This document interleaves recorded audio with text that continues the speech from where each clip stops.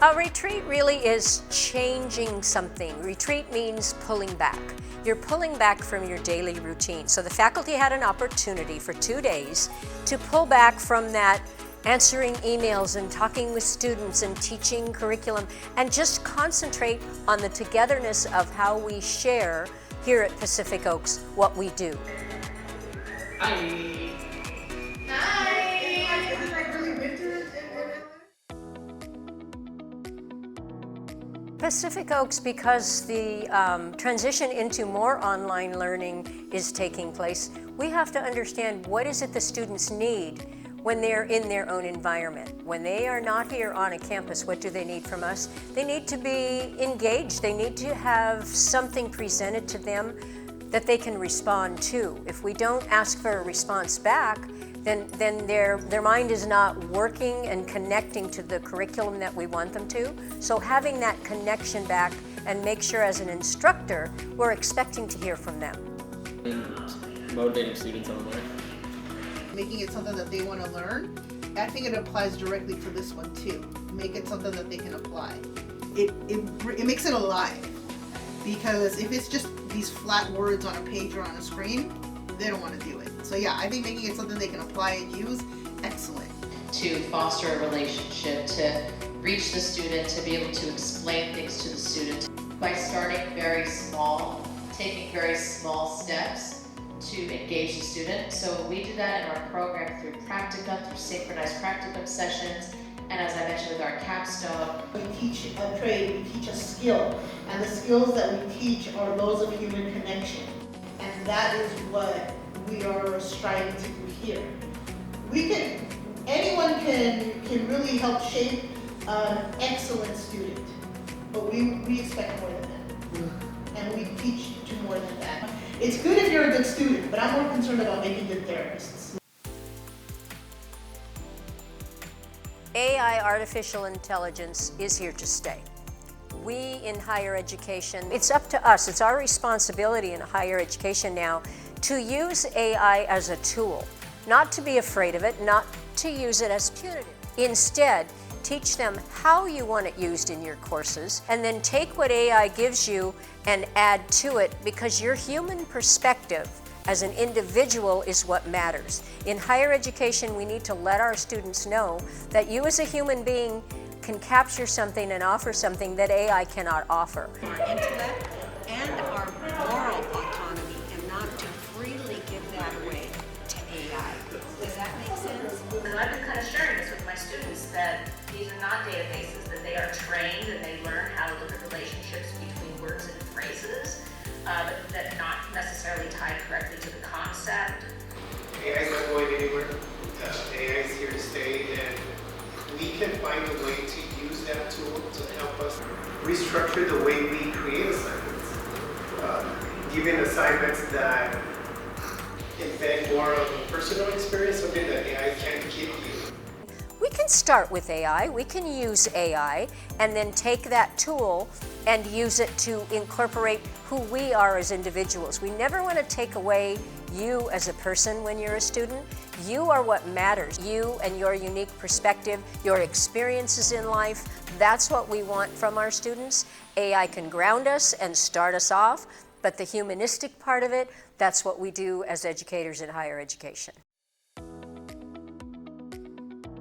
Social media is a way to connect with our students. They are connected to social media, and because they are connected and engaged with it, and we talked about student engagement previously, if we can engage them through social media, that's another connection that we can make with them to connect to the curriculum. Facebook, the community builder, 194 million, LinkedIn, 230, and LinkedIn is actually expected to grow by 10 million by 2028.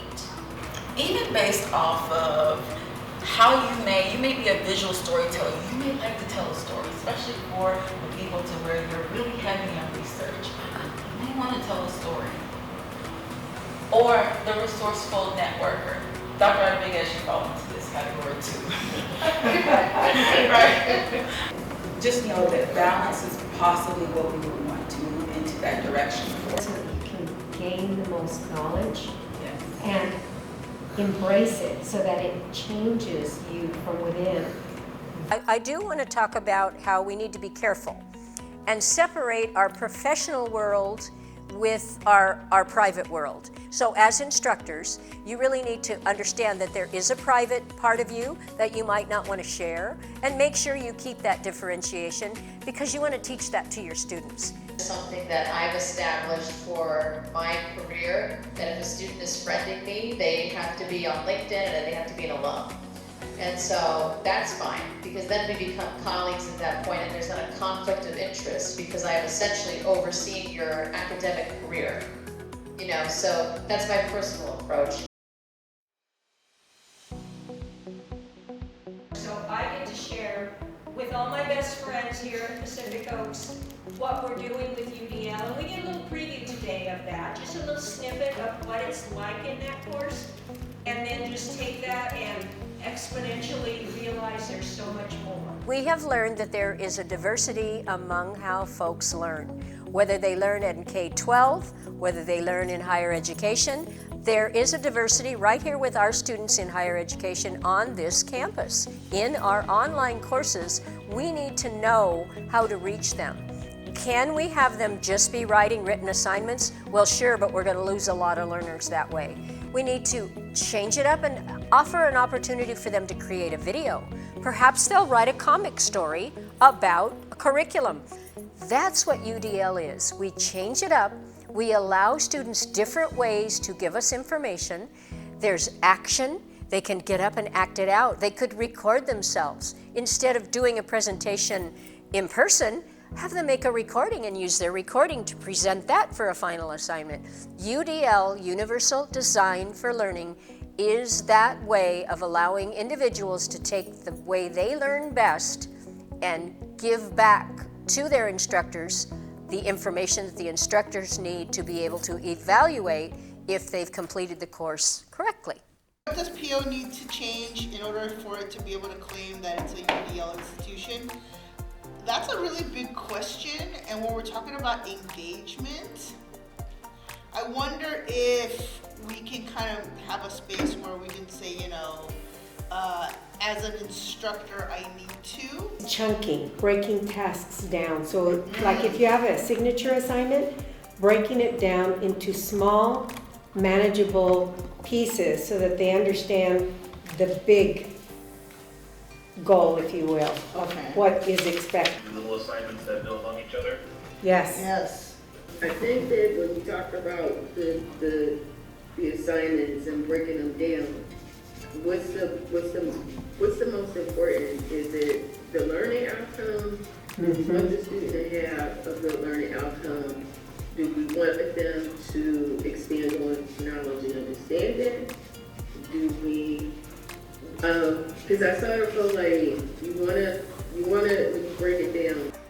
The faculty offered opportunities for me to see how each and every school, each and every program, each and every department does something a little bit different, but the bottom line is we all need to reach and teach our students, and so changing it up with the curriculum from their perspective was very helpful to me as a course instructor.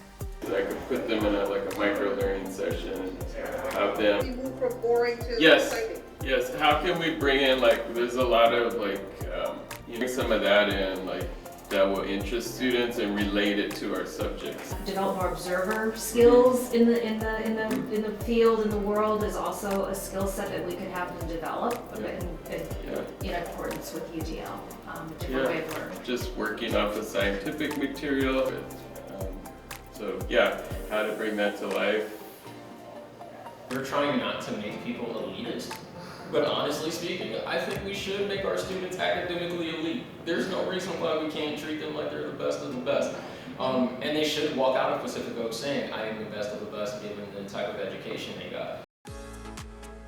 The idea in planning the retreat was we know there's going to be maybe half and half, maybe half in the room and half online. That's just our faculty. They live across the United States. And because of that, how do we tie them in all together? What is a way to do that?